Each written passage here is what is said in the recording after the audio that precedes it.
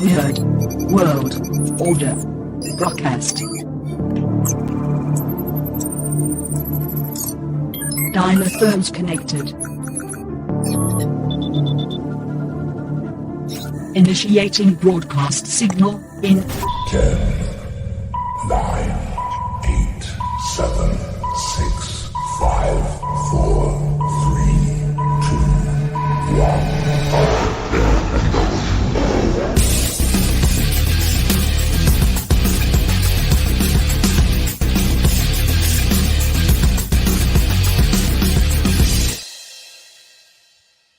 Ladies, gentlemen, and knights of the Nerd World Order, this is the Nerd World Order broadcast. I am the man that you call Dukes, and to my right, it's all about the... Booyah, what's up? It's your boy Joe, baby.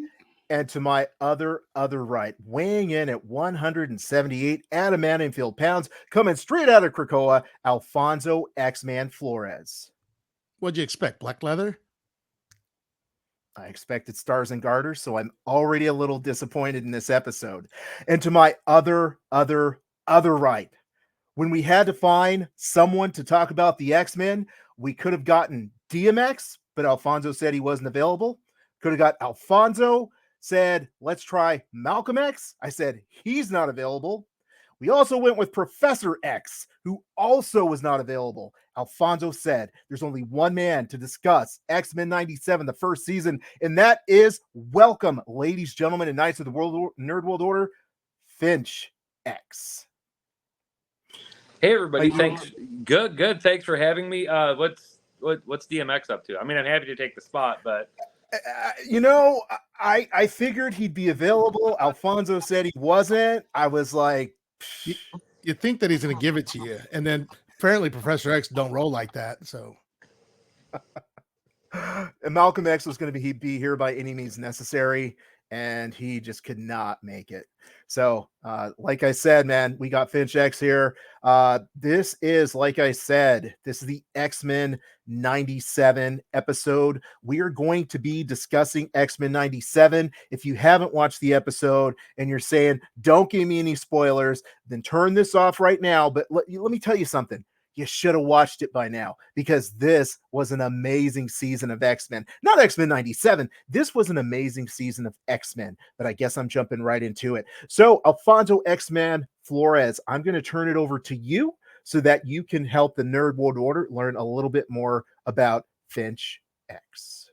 well, thank you very much, Dukes. Here we go. So, Finch, how would you define nerd culture? That's a tough question. That really is. I think, I say anything that's like any sort of like niche, something that somebody's really, really, really into.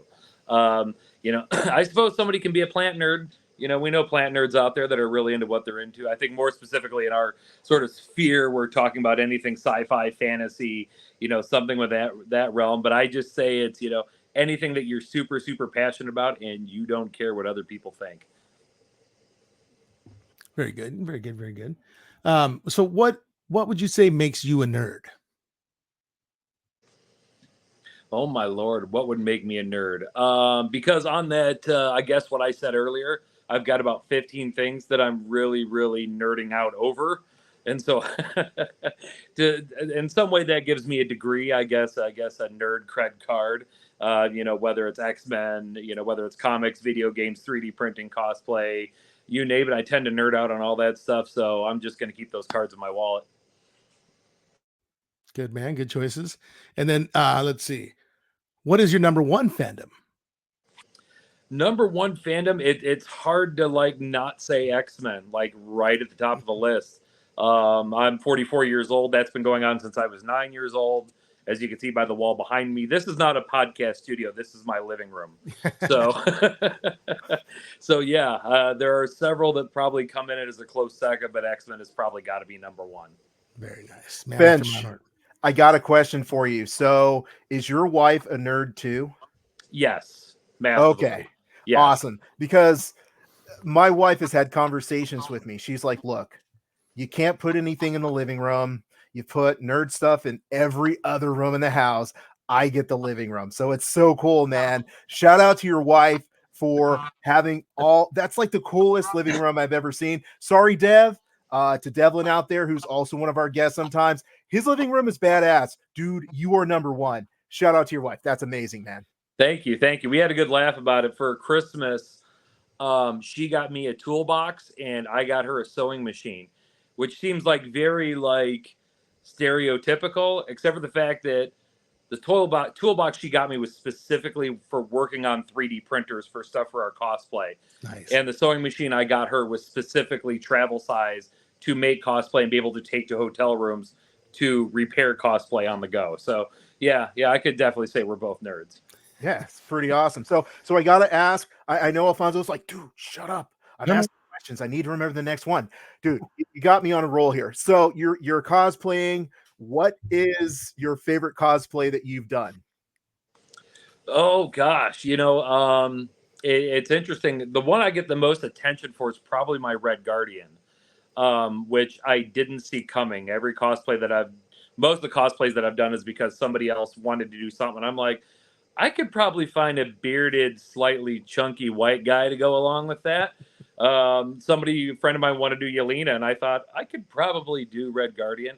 The one I enjoyed the most, I only did for Twin Cities Con in Minneapolis last November, which was basically a variant of a scout trooper from Star Wars, except for the fact that all the armor and stuff I printed and then hydro dipped it in like digital camo. So it really had that like, forest camouflage aesthetic to it. That's the favorite one that I've done. That is pretty crazy. And the fact that you hydro dipped it, and I had to like go into my memory banks to be like, okay, what is that? I think I wanted to get my rims hydro dipped one time. That's pretty cool, man. Dude, you were just amazing being able to do that. So hands off to you, or hats off to you. Alfonso, I'm going to shut up now. I promise I'm not going to ask another question. No, that's totally fine. I love it. Have you guys by chance seen his Cyclops cosplay yet? That's looking really good. It's what, like post-apocalyptic one? What is that? Yeah, I went with we've seen the movie Logan, which comes off of the comic Old Man Logan, and I kind of thought to myself, like, what about an Old Man Summers? Yeah. I run into that thing where I'm not in my 20s and I'm not muscular and I have a beard that's got plenty of gray in it. So I got to like roll into what kind of cosplays I can pull off. And so I saw all it was I saw a really cool 3D print file for a Cyclops visor. Nice. So I printed it out, weathered it so it looked like all the paint was coming off and the chrome was underneath, and then put on a old duster that I actually had for a Billy Butcher cosplay. Went to an abandoned factory in town and took a bunch of pictures, and I think it turned out pretty good. That's very cool. Are those pictures on your Instagram? Where can I find them? Yep, definitely on my Instagram. You can't miss them. Just go there and scroll. Then the last 2 weeks I've been posting those. So. Oh, okay. Awesome. I'm going to check them out. Yeah, I gotta tell you, man, I'm pretty jealous. I so want to get a 3D printer and cosplay, trying to get there. I could probably be Mondo. I could probably be Gold Balls. But after that, I mean, when you're brown and fat, that's a different thing. What do you okay. Yeah, I can say you can definitely, when it comes to cosplay, you can gender bend. You can buy I don't know if this is even politically correct. You can definitely race bend. I've seen a ton of that. Yeah.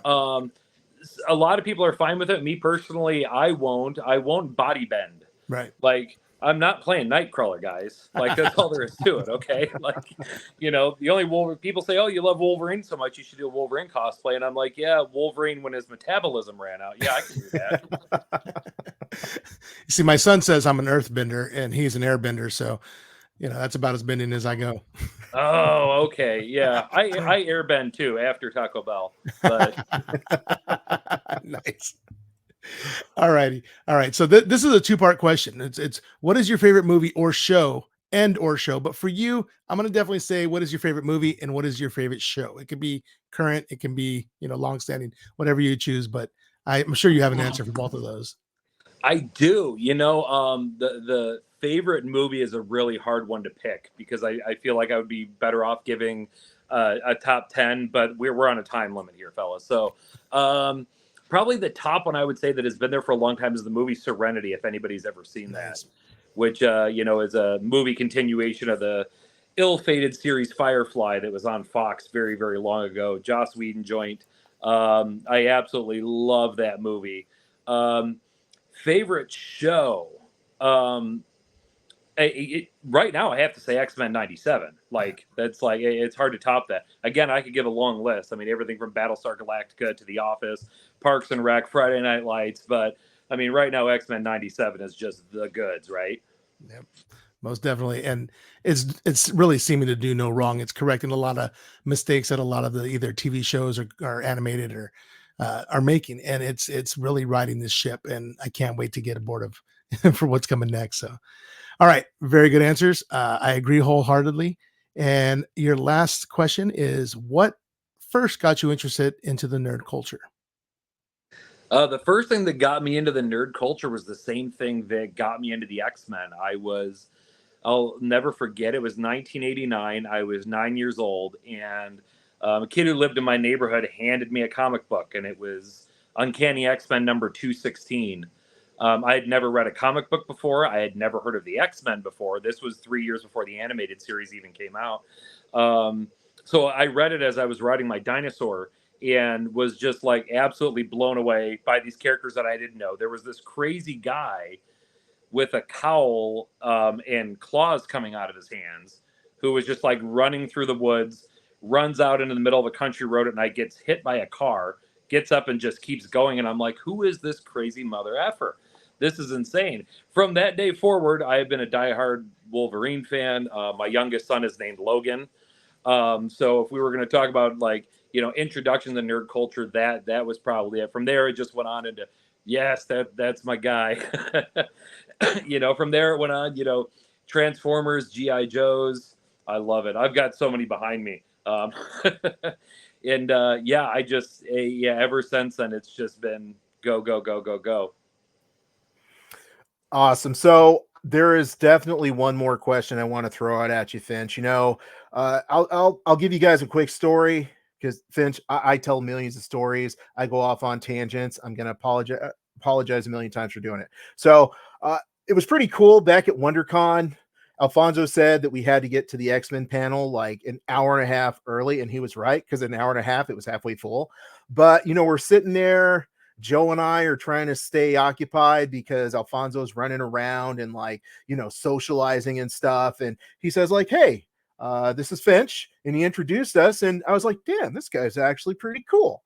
Because I feel like a lot of times when Joe and I are Alfonso's sidekicks, he introduces us to people and they're like, you're not an X-Men fan because you don't have on a t-shirt or you're not cosplayed or something like that. But like Finch came up and he talked to us and told us a little bit about his podcast and what his hobbies are, what his next comic's going to be. And I'm like, dude, this guy's hella cool. So, I actually listened to your podcast a little bit and I want to make sure everybody knows where to find you. So I believe you have 2 podcasts now, if I'm not mistaken. So can you tell us a little bit about where we can find those?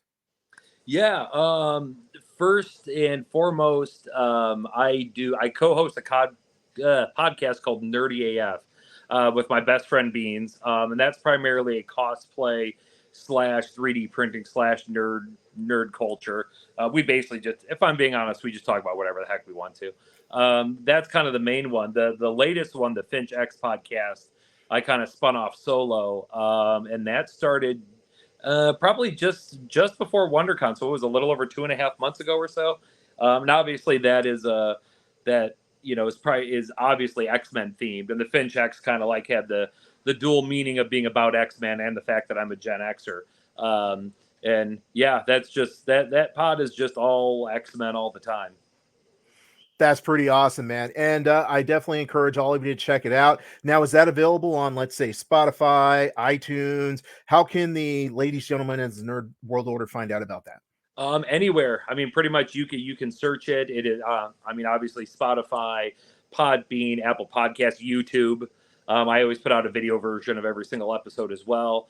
So yeah, pretty much you can go to Google and just type in Finch X podcast and it's all going to come up, or go to my Instagram and hit the link tree and all the links are right there too.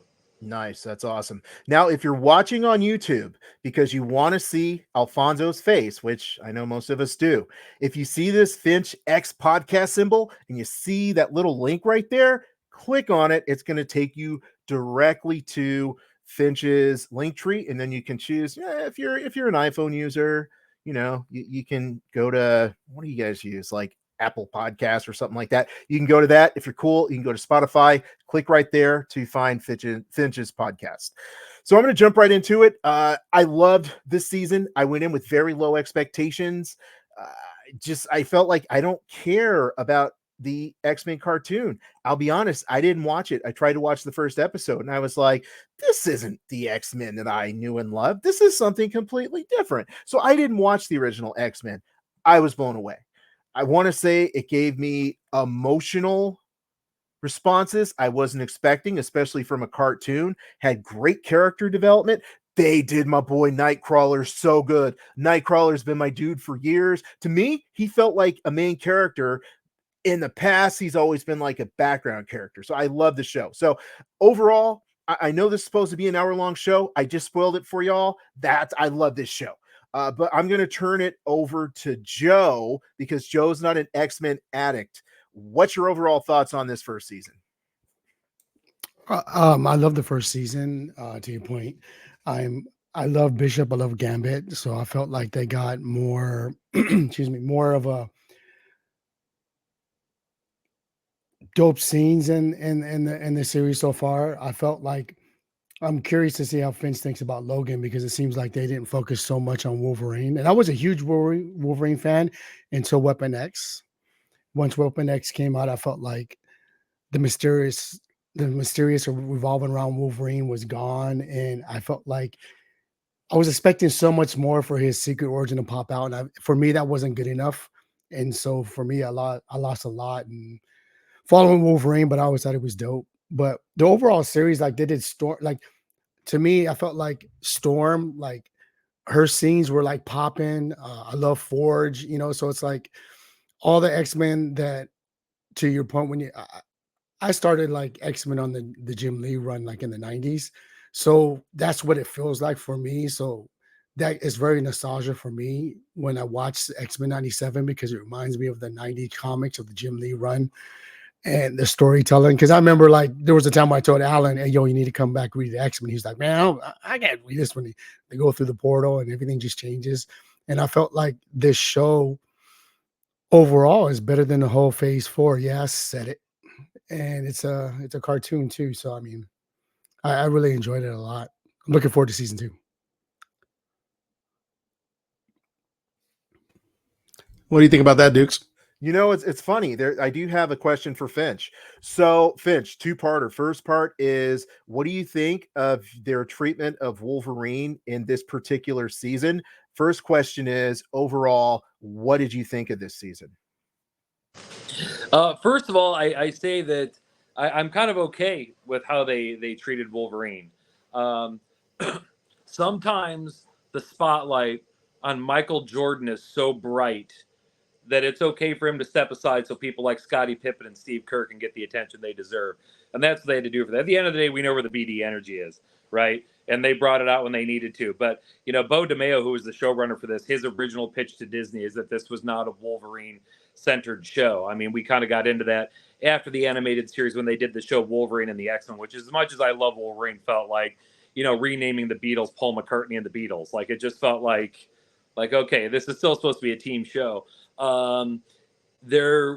Wolverine definitely took a back seat, especially through the first half of the season. I kept waiting for that moment, and he definitely had his popping moments, no pun intended, where, he was tearing some stuff up, and that was pretty rad. So, overall the season, I don't think I can say enough about it. And I got to admit, like, I was a little worried because I think going into the season, my bar was so high. Like, I was so stoked. I was in prime position to be let down. Like, if it was not like hitting 1,000% all along the way, I was going to be like, this is terrible. But they delivered, like, at every corner. I mean, the writing was fantastic.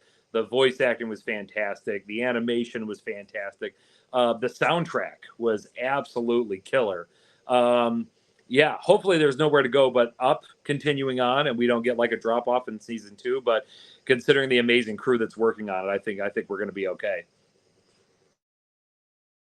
I agree 100%. I feel like since Bo has already done some writing for the next episodes and the people that are leading the show right now, clearly work with him and understand his vision. I have very high expectations, but nobody's expectations were higher than the X-Man.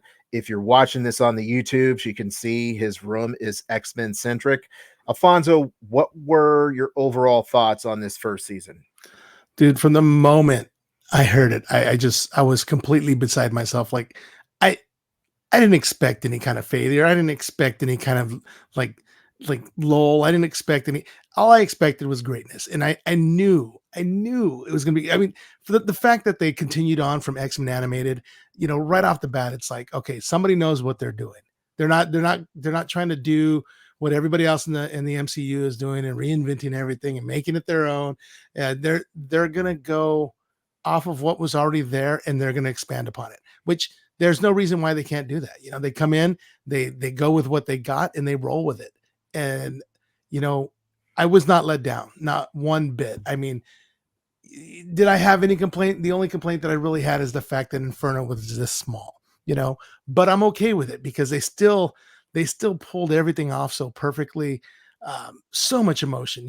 I was like giddy like a schoolgirl. I was crying every so often. I was like holding my son close because it's like I was watching it with him, and the passion that he has for it now. He's 8 years old, and he's, of course, Nathaniel, named after Cable, and Mr. Sinister. I also have a Logan, by the way, who's now 27. But man, it's just, this is so special to me. You guys, I hope that one day you guys can find something that you're this passionate about. I know you guys have your passions, but sometimes it lets you down, and this in no way let me down. I was so drawn in and so ready to go from day one. So it's interesting that your expectations were really high. So, ladies, gentlemen, and knights, I do have to point out one thing. If you're looking at the title of this episode, Alfonso demanded that we stop recording until episode 97 matched up with our X-Men 97 review. So just so you know, you're like, why haven't you guys broadcasted in like 2-3 weeks? Because Alfonso was like, there will be no podcast if we can't match up 97 with 97. So thank you, Alfonso. I drove down to Oceanside. I got Joe sick, so he couldn't talk. I put everything on hold, hit the brakes. So overall, as you guys were talking about your perspectives on the show, Alfonso said something that was really interesting, which is the treatment of this show took a completely different direction than they've done in the past with, let's say, the Marvel movies. And Joe's going to bash the Marvel phase 4. It's what he does. And then I ride his coattails. So get ready for that. But I feel like this is a really interesting formula. Instead of trying to erase the past like they've done so much in the past, what they're doing instead is building upon franchises that are already there. Now, I know that it looks like Deadpool has the potential to bring in concepts from previous incarnations of the X-Men. Do you feel like moving forward, this would be a good way, building upon what they've had in the past, to bring the X-Men into the MCU? I'm going to turn it over to Mr. I Hate Phase 4. Yo, everybody hates Phase 4, to be honest. I think it's perfect transition. I think what we always say, I think the reason why X-Men 97 is so successful is because they honor the source material and the previous writers and just built from it. If they would have did that in Phase 4, everything would have been good. But of course, they don't want to do it. But I digress. Hopefully, in Phase 5, they do it. But to your point on Deadpool, I think it would be dope because X-Men 97 is already established. If they just happen to bring those X-Men in already, I feel like they don't have to do an X-Men. Let's all get together and meet up again. I feel if they do something like that in Deadpool, where they just bring the X-Men in, they can already do a movie, establish the villains, kind of thing like that. So I'm hoping that they do something like kind of like what James Gunn is doing with Superman. It's not going to be an origin story. He's already going to be established. And I would wish that they would do something like that with the X-Men. And I think Deadpool would be a perfect segue for them to do something exactly like that. Alfonso, what do you think? Yeah, I mean, there's no reason why you can't just hit the ground running with everything. All this stuff is established now. Everybody understands. We don't need another Fantastic Four intro. We just hit the ground running, go with it. You don't need to retcon things. You don't need to go back and oh well, that never really happened. Because you can work with what you got. There's different tropes that you can use to like fix things. You don't have to pretend things didn't happen. You can actually go back in time and make it so it didn't happen. You can do some magic so it didn't happen or it won't happen. There's ways around it without having to just be like, that sucked, we're just going to throw it out. No, send Deadpool in, have him destroy the Fox universe. Boom, ready to go. Let's go forward. You know what I mean? Awesome. What do you think, Finch? I have to admit, I'm very, very trepidatious because this is rough. Because X-Men 97 is so popular that if you were to, like, let's say any of us were to sit down right now with the job of writing an X-Men MCU movie, honestly, where do you start? Like, we can skip over the whole origins thing because, I mean, they did that with Spider-Man Homecoming. It was great. Like, yeah, okay, guys, we've seen Uncle Ben die twice now. We're good. Let's just run with it, right? And they can definitely do that with the X-Men, but what storyline do you do? Do you just do Magneto again? Do you just do Apocalypse again? Do you come up with something original? If you come up with something that's more obscure from the comics, I think a lot of your basic fans are going to be very upset, But on the other hand, how do you do a movie that I think in any way, shape, or form is going to do X-Men 97 justice? I hope they're up for the challenge because I would love to see like a absolutely chef's kiss X-Men MCU movie, which of course we kind of got the minor introduction there at the end of the Marvels where they sort of like, show Beast and like, oh, okay, so the X universe does exist. It's just in a separate universe from the main MCU one, which thank God, because that already like fixes the problem of how do you all of a sudden now in like phase 5 of the MCU talk about mutants who have been being born for decades and it's never ever come up prior to. So at least it fixes that. But I don't know, man. I'm sure you guys saw it was just announced today that a writer is in talks to write the script for a Marvel X-Men movie. And Kevin Feige apparently wants to produce it directly and be very hands-on with it because if you do it right, that's like a franchise within the MCU that can get you 10, 15 years of making serious money if you do it right. So, yeah, I don't know, man. We're just going to have to sit back and see what happens. Let me ask you a question, Finch. Do you think they should bring back Bo for that? Because he did such a good job with this animated series. And, season 2 is going to be good too. I think it's possible. I think it'd be great. I think that, and I may be speaking completely out of turn here, so just let it be known this is my own personal opinion. Bo, I have like nothing but respect for Bo. He has a history in the past of being fired from projects for being very, very difficult to work with. That doesn't necessarily mean that's a bad thing because, as we know throughout history, some of the most creative minds are very, very hard people to work with because they're so intense and they're so wrapped up in what they do. So if they can find the right bet, I'd love it if they brought him back. That would be amazing. Like, let him write, direct, be the caterer for everything. Like, just give Bo the world, just surround him with enough people that can support him and also challenge him and also, I don't know, tolerate, I guess. But I think that'd be absolutely amazing. Well, to your point, because you want to bring up my boy Michael Jordan, because I'm a huge Jordan fan. People don't really get along with Jordan, but what did he do? He gives them rings. So, I mean, even if you don't enjoy working with Bo, dude, he knows what he's doing. And obviously, if you want to be a part of winning the team, you just suck it up and deal with it. Yeah, you saw I grew up, I right now I live just outside Chicago. I have my whole life. The Bulls won their first championship when I was 12 and their last one when I was 18. I grew up a Jordan kid. It's on the other wall, but I've got an autographed Michael Jordan jersey hanging up on the opposite wall. Oh, let's get it. So I had all the Jordans as a kid. I had all the Wheaties boxes. I get it. Now, when you saw the documentary, The Last Dance, like a lot of us didn't realize like basically what a bully he was. Yeah. But that was because he demanded the absolute best out of everybody around him. Scottie Pippen can run his mouth all he wants. That guy's got no rings. And he's nowhere near in the top 10 all-time NBA players if he's not playing with Jordan. Because Jordan pushed him to be his absolute best. I don't mean to get off on a basketball tangent. Oh, no. It's all good, dude. I'm all for it. Like what's funny when I was watching The Last Dance is we had like a UPS team, and I remember we lost, and I was sitting there yelling at everybody what they did wrong, how we going to win. And their family members were looking at me because it was after the game and I'm yelling at them.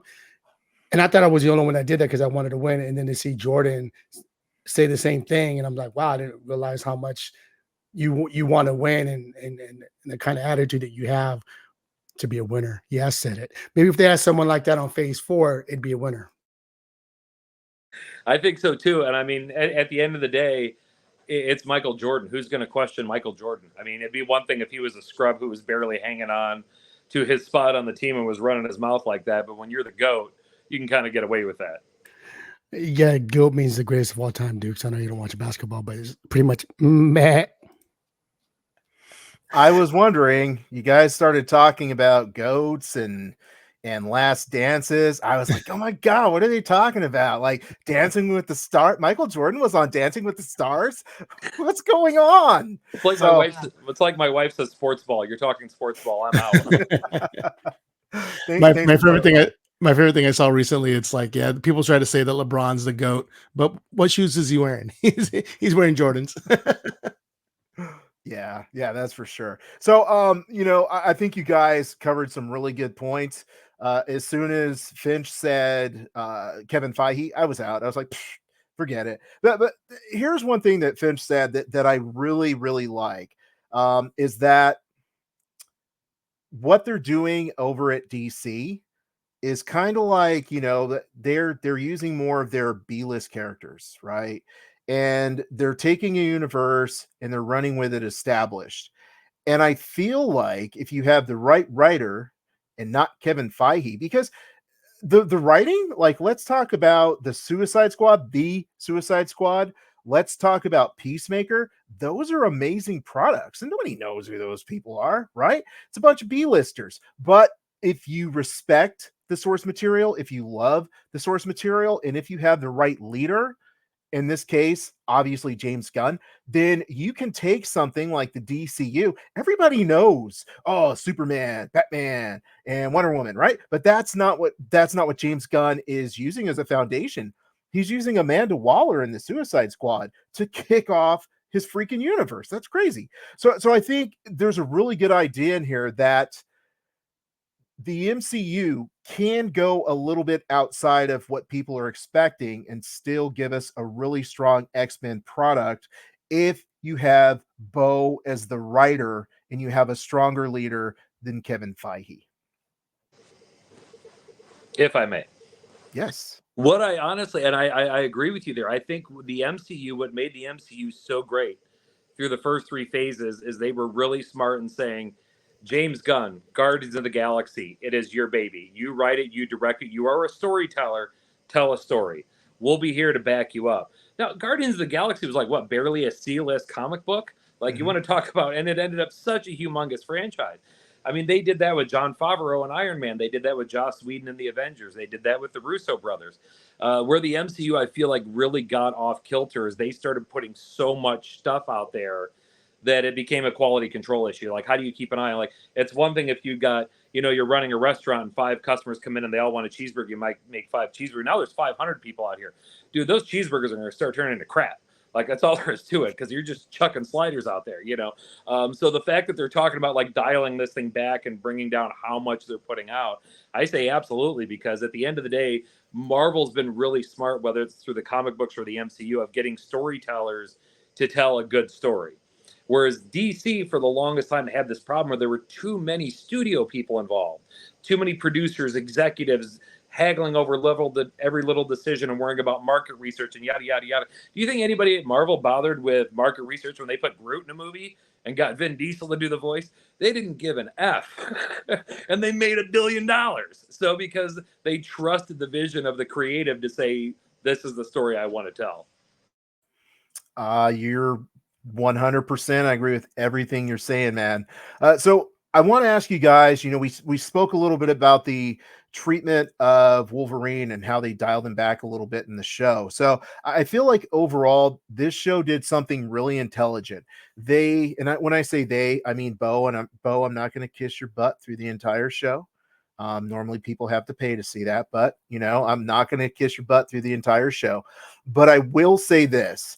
Bo took the entire landscape. He looked at everything he had. He looked at the Rogue and Magneto dynamic. He looked at the Rogue and Nightcrawler dynamic. He looked at the dynamic between Cyclops and Cable. It was something that had never been touched on, at least from a cinematic perspective, from a perspective of the movies, never touched on an emotional level, and how all these characters interact as human beings, or I guess as Homo superior, to have this real life dynamic. So I guess my question for all of you is, having that additional landscape and not just focusing on, to Finch's point, what the survey, what the study group says this is what they want, but really focusing on the dynamic of how the characters interact. Did you guys feel like that was something that really elevated the show, or did it pull us away from, let's say, what we had came to expect on the show? So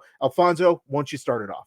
Yeah, I mean, I think it was really well utilized. I mean, you know, you can put Wolverine on the back burner. You could let him shine when he needs to, but he didn't, you know, the X-Men, every single one of them is a strong character.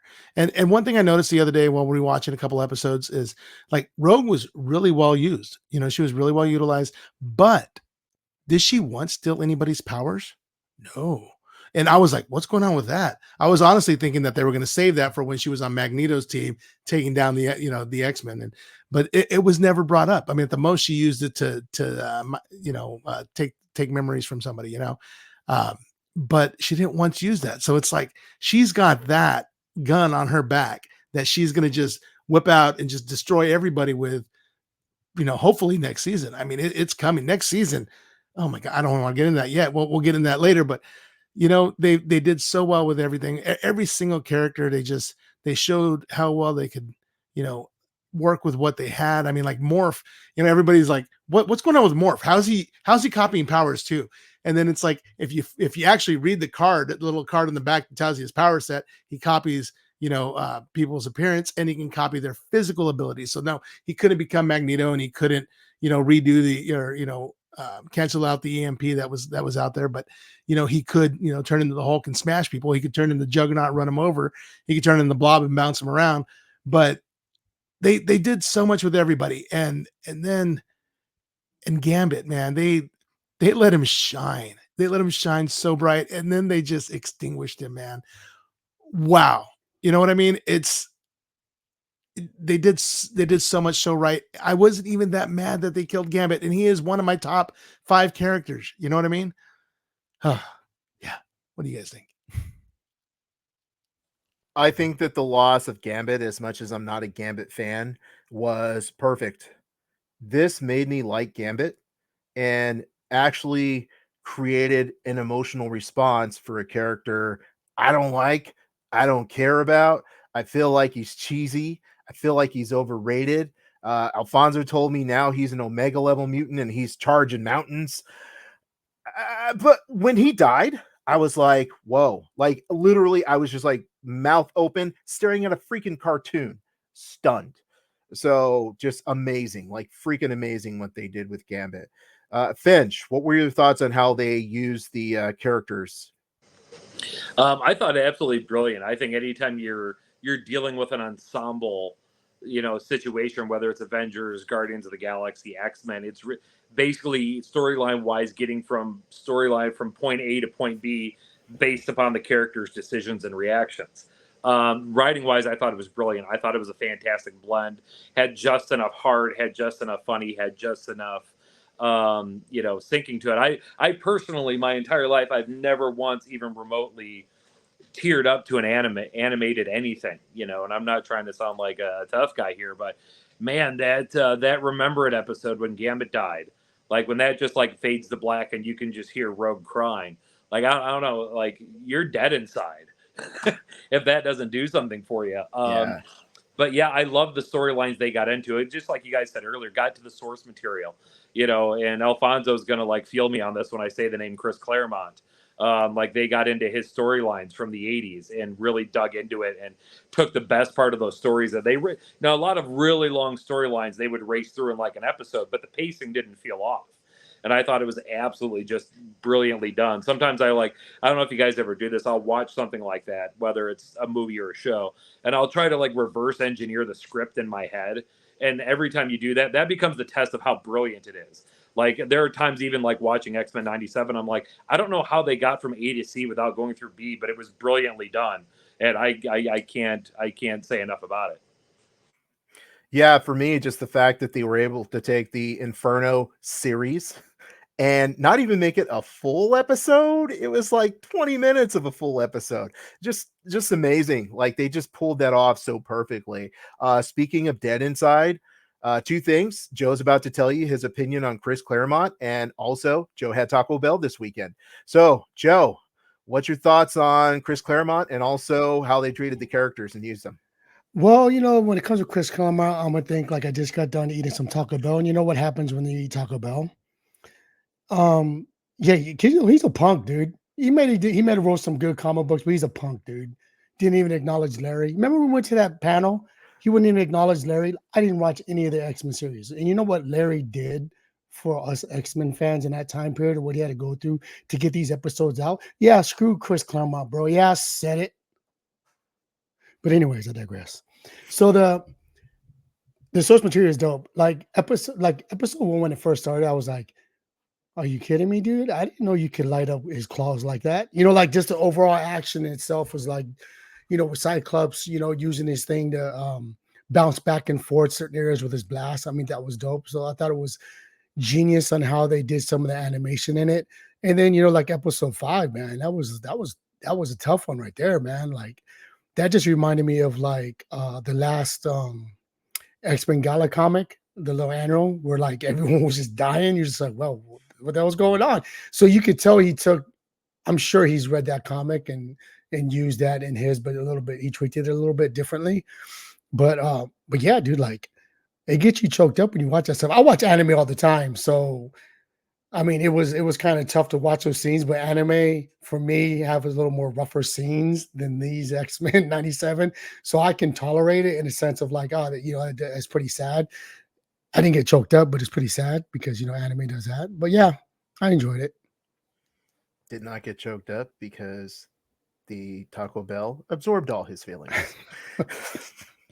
So overall, guys, we talk about the characters, and I have to say the biggest surprise for me was the treatment of Cyclops, because Cyclops has this bad reputation. Oh, he's a cop, he's a Boy Scout. And I feel like it's because people saw the Cyclops in X-Men 97, who had to be a foil for Wolverine. Everybody has to love Wolverine, therefore they have to have him go against the leader. And I feel like in this episode, from the first episode, I was just like, dude, what's going on with Cyclops? He's a badass. He's a leader. He is committed to his beliefs. I was blown away by him. So of all the characters that, we've taken a look at, who was your biggest surprise as far as how they used them, how they changed them from X-Men previous to 97 now? Who's your biggest surprise and that you enjoyed the most? Joe. We know it's going to be like Bishop and Gambit. And Morph, dude. I felt like Morph got, like his just due in this because you're just like, wow, he's pretty dope. And he's a part of a lot more X-Men memes now. So, I mean, you're doing very well in popularity when you start becoming memes. And then Storm, too. I felt like Storm got his just, I mean, it's kind of hard to pick because I felt like what Bo did and the producers did is made every X-Men character shine in their own way. And so I really enjoyed it. And it's kind of tough to pick which one was better than the next. But I felt like everyone got their little time. Like to your point, you like Nightcrawler. That's your favorite character. I mean, he was dope, dude. He had 3 swords, man. So it's like when you see that, it's kind of tough to pick which one outshined the next, especially when everyone I felt like got their just due. That was the most Alfonso answer I have ever heard from Joe in his entire life. So Finch, Alfonso does this thing where we ask him a question, right? And he goes, "How many kids do you have, Alfonso?" I don't know. Seven. Okay. So Alfonso always goes, yeah, I have 7 kids. I couldn't pick one of my 7 kids. I can't pick this no matter what it is. Alfonso goes, I can't pick. It'd be like picking one of my kids. I have 7. I cannot possibly pick one of these, right?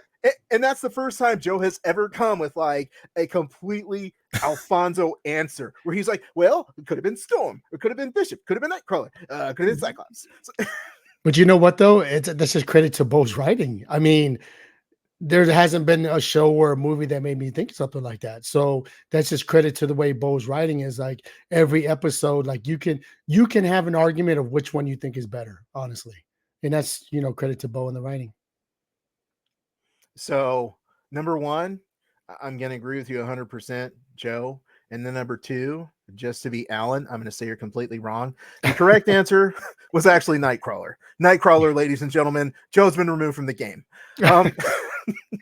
Yeah, I'll just say this, okay? Nightcrawler. Now, I know you guys, Finch and Alfonso, you're going to have other answers. And please don't have like 8 different answers. But, okay, Nightcrawler, always a background character. Dude, when he teleported Wolverine and you got to see what that looks like, what it feels like, I was like, oh my God. I was like, let me watch that again. I was like, I'm watching it on my phone. Let me go and watch it on my big TV. This is incredible. And then when he was like giving the sermon for Gambit, I was like, I'm sorry, the eulogy for Gambit. I was like, dude, like he's bringing some really strong words. And then when Wolverine was about to get beat down by like, let's say 20, 30 Sentinels, and he's like, bam, not on my watch. I know that's not what he said, but I'm paraphrasing. And he had not 1, not 2, but 3 swords. What? 3 swords? I was like, oh my God, Nightcrawler, what are you doing, man? So granted, the characters were amazing, but for me, because I've always loved Nightcrawler, I've always felt like he's been a character that's been like a background character. He got his just rewards in this. I was so excited with everything they did for him. I remember Alfonso's like, well, did you see that teleportation? And I was like, no, because I watched it on my phone. And then I went back and I watched it on my big screen TV. And I was like, oh my God, I got to watch that again. So yeah, dude, just Nightcrawler, 100%. You guys can say other stuff, but in advance, you're wrong. Alfonso, I think you're capping, bro. Because it's 2024. There will be no cap in 2024. Stop the cap in 2024, bro. Because you know it's Gambit. You just don't want to say it. Because Gambit was a character that you hate that you learned to love. Nightcrawler didn't do that. There's love, and then there's love that's more than you could ever imagine. It's like you get a puppy, and then that puppy turns out to be a talking puppy. And you're like, wow, I thought I could love this puppy, but now it can talk. That's like when Nightcrawler had 3 swords and he teleported. But what if you take that puppy and you wrap it in lettuce? Is it a burger or... Sorry, Finch. That's a throwback to one of our old episodes. So to each his own, to each his own. But Alfonso, go ahead and tell me why you're wrong. So who was the biggest, most exciting character that they used in this season? Well, wait a minute. I think the format of the question changed because what I heard was who had the biggest redemption. Boom. And okay, that's it. Yeah, because those are my answer is Cyclops. Cyclops he's been the kicking stone, the whooping boy, whatever you want to call him. Cyclops has been fodder for many of my Uncanny X memes, and I always get the most likes out of talking crap on.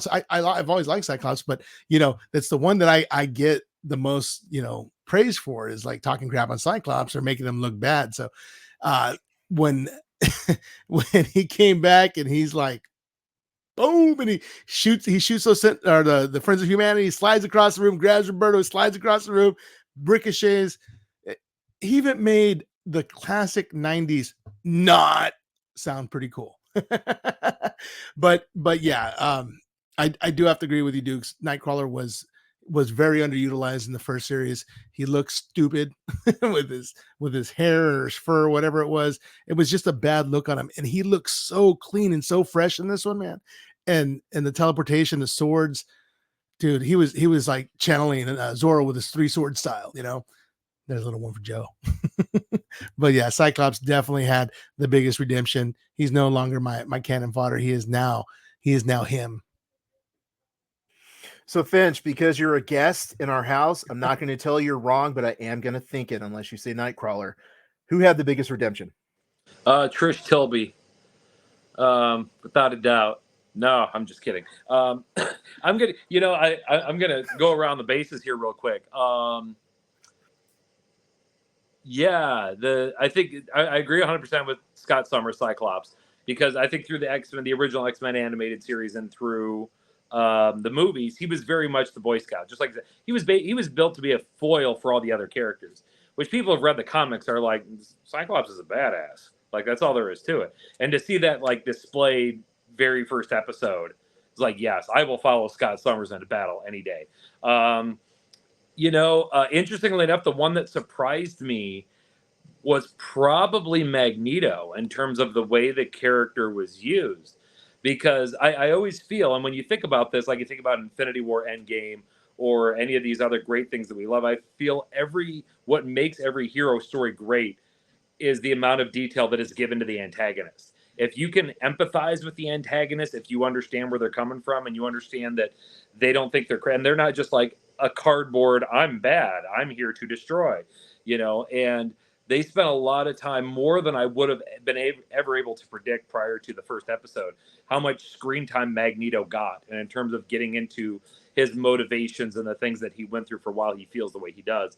But top of the board's Nightcrawler, Kurt Wagner. I mean, he just he stole the show, and he was such a background character, like you said, in the original animated series. To see him just kind of like, oh, Gambit died and a chair's empty, bloop bloop bloop bloop bloop, plop, I got this, And he was, that POV teleport, like, bro, come on, like I was done after that. Like I just threw my remote and I'm like, I'm out. Like this is peak. This is peak. When Wolverine's there and says, I've got 6 reasons, and Nightcrawler says, I've got 9, which is a great German pun, by the way, if you think 9. about it. Yeah, 9. Oh. I mean, so yeah, I'm going to agree with you. I may be the guest, but I'm going to agree with you 100% on that. Dude, Nightcrawler stepped up and he's like, Mein Gotten Himmel!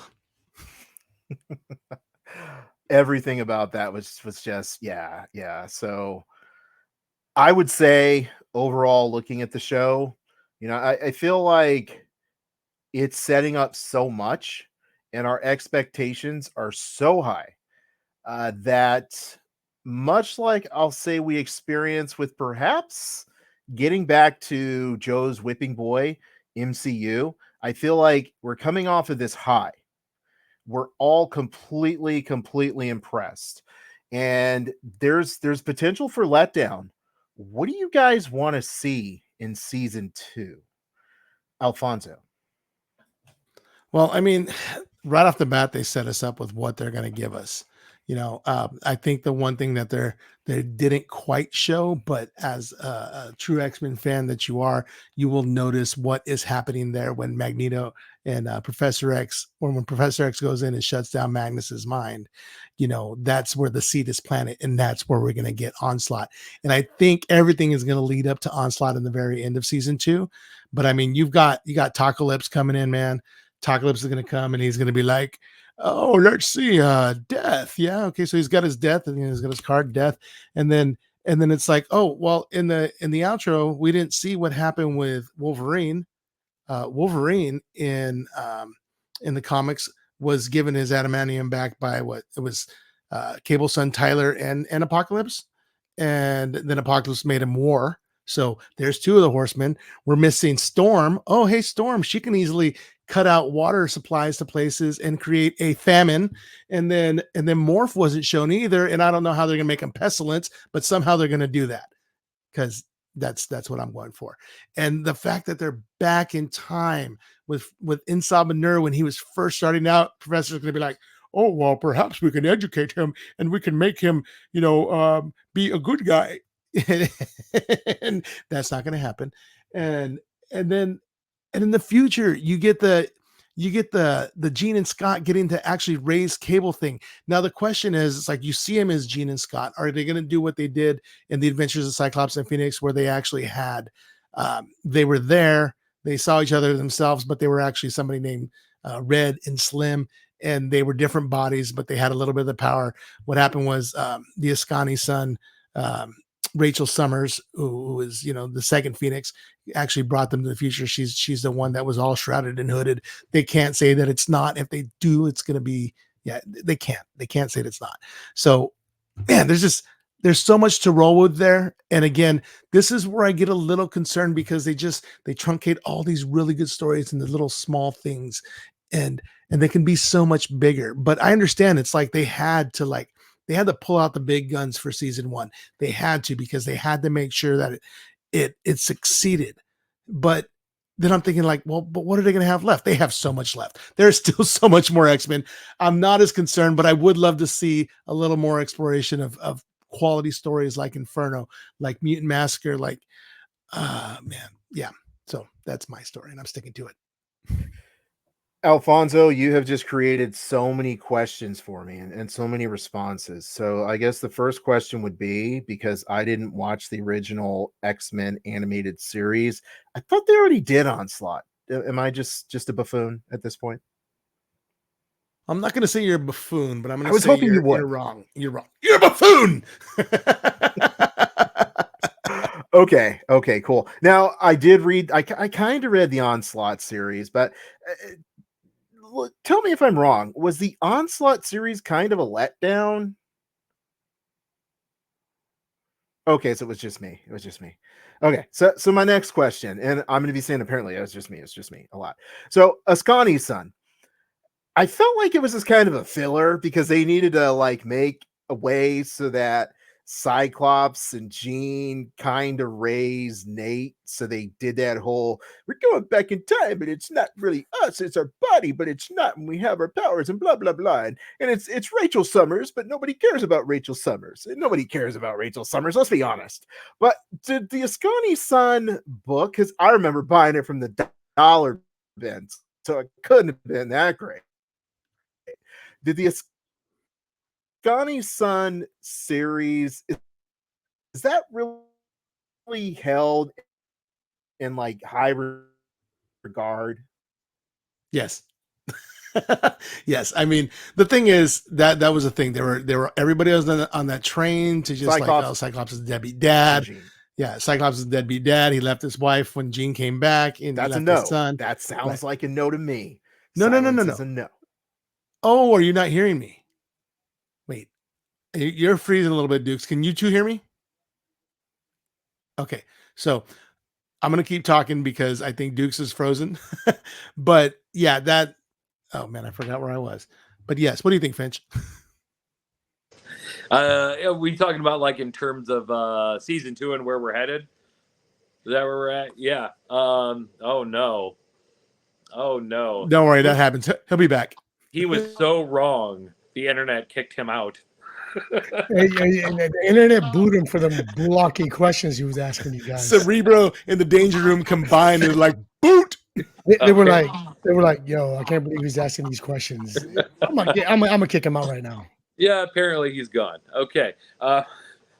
Season 2, yeah. As any comic book reader knows, like this is rich. Like this is fertile, rich zone. Oh, okay. Prison time is over. Dude. Apparently, I complained so much that my computer kicked me off. It was just like, God, dude, already. You wasted the best opportunity. When you pop back on, you should have said, "Bamf." Oh, I'm gonna do that and post edit. I'm gonna just add like a bamf on the YouTube. It's gonna be awesome. Of course, I'm not as swift as Alfonso when it comes to the puns. So yeah. Sorry about that, everyone. My computer basically crashed because I was complaining so much. I don't know what it's going to look like in video. So if you're watching YouTube, yeah. So like I said, okay, so you have Ascani's son, or I'm sorry, Cyclops and Jean. And where I left off was it's not held in high regard. Is that correct? No, it's not.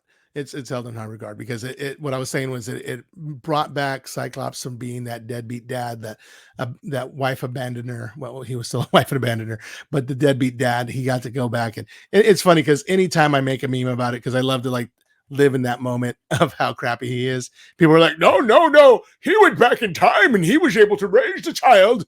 But I want to let Finch talk about that a little bit more because I moved it on to him, so I don't want to cut him off there. Go ahead, Finch. Yeah, sorry, Finch. Go ahead. Oh, you're all good. Yeah, it's too bad you didn't like bamf in and go, I've got 9 questions. But in terms of in terms of like season 2 storylines, like I said, it's a rich, fertile ground from which so many things can spring forth. There's so many different ways they could take the story. I'm still wondering, going back to the Wolverine thing, if we're going to get like the Bone Claws storyline where his healing factor's gone and every bad guy he's ever faced is crawling out of the woodwork to take a shot at him. Or are they just going to race right back into like giving him his adamantium back and, he's back to chopping people? I feel like in season 2, we're going to get a really good Wolverine storyline. I kind of feel like they intentionally put him on the back burner for season 1, and I'm not complaining about it, but I feel like that's going to make season 2, when it comes to Logan, even sweeter. And yeah, the whole them in the past, them in the future, these here, where are Logan, Morph, and what's going on? And are we now getting together a new team with like Colossus and Dust to go find the X-Men kind of thing? I don't know. I just want it now. Like, that's the biggest thing I want to say is I want it now. I feel like both of you being X-Men fans and having a very rich understanding of all the stories that they're developing creates a problem for me. Now, I will say this. I have read quite a few X-Men comic books, and I have enjoyed those comic books. However, what both of you describe separately is that there are so many storylines that need to converge in season 2 that, as Finch was talking about the Wolverine, everyone coming after him, I'm like, well, that could be a spin-off season of just Wolverine. And I feel like that's going to be the challenge. Is I feel like there's been this immaculate tapestry created, and now I feel like they're putting way too much in the picture, and we're going to be overwhelmed with what they give to us in season 2. Now, Joe is going to let me know that I'm wearing a cap, and I'm okay with that. I hope I'm wrong, but I feel like there's going to be a crash and burn because they're trying to pull off too much. Joe, tell me why I'm wrong, like you always do. I think like in high school, you just need to move that tassel from your cap to the right side. Let them know that you're finished. All right. So I think if they did what they split up the Inferno and we were okay with it, right? They did Yes. They did 2 separate episodes with Storm and Forge, and we were okay with it, right? Man, you fell asleep in that, but okay. I get But you were okay with it, right? I mean, this Eh. episode was still good. So I feel like if they do stuff like that, then the stuff that they were going to do for this season that was teased, they'll have no problem with it. Because you can dedicate an episode with just like Cyclops and Jean Grey and Nathan, one episode, half of that and half the other. You're just being a hater right now because it's what haters do. But I think it'll be fine. I don't think you have anything to worry about. It's not phase 4. So I have to point out that Joe pulled the dude. Joe is like the Drake of this podcast. All of a sudden, Wait! Stop! No, because you did it. You did it. No. You did it. Because Drake is a pedophile and I'm not a pedophile. So like, fair enough. The Fair names enough. that you Okay. call, hey, I'm not Drake, little homie. Okay, you just pulled the most insane subliminal we've ever had on the podcast. So when Joe said you're going to move your tassel from this side to that side to let everyone know you're done, guess who never went to his high school graduation? And Joe always tells this story about how they called off my name, looked around, and then pulled my chair because I didn't go to my own high school graduation. But see, when you spit true facts like that, it's not really Drake. It's actually Kendrick Lamar. And, we're both on the West Side. So I'm just saying, dude. Okay. No, because I want to say that Kendrick's disses are not subliminal. But that one, you have to go deep. You have to know where that came from. So I just want to say, well played, Joe. Very well played, sir. With some of Kendrick's lyrics, a lot of people had to Google it. Like in the beginning where he says, "I see dead people." You know why he says that, right? Inform me. What's the kid's name from that movie? I don't know. Sixth Sense. What's his name? I don't know. See, exactly. His name is Cole.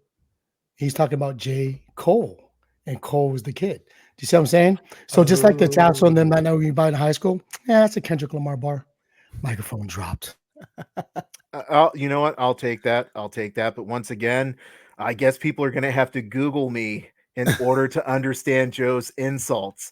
But I invite you all to Google me because that'll just boost my ego a little bit more. You know, So- yeah, go ahead. real quick. Funniest thing the other day, it's like rap battles are nothing more than two grown men reading angry poetry at each other. Sounds about right.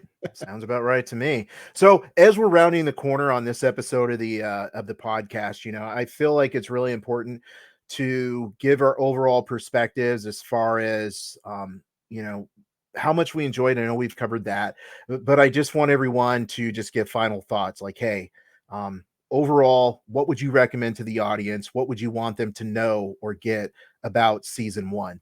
Joe, I'll turn it over to you as you look up a gist that you can Google for me.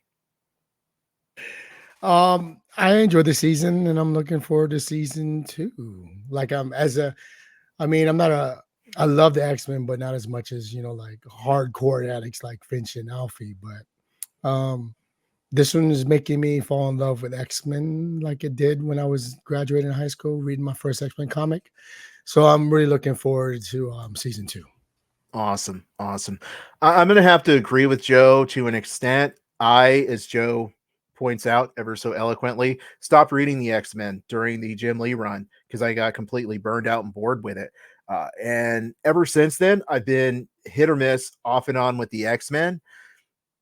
I was really excited at the opportunity to see what's happening next with the X-Men, almost willing to pick up a comic book and see what's going on in the exciting convoluted world of the print form of Marvel Comics. So I definitely agree with Joe on that. It happens not very often, but I do agree with Joe. Alfonso X-Man Flores, what would you want the audience to know? Know this.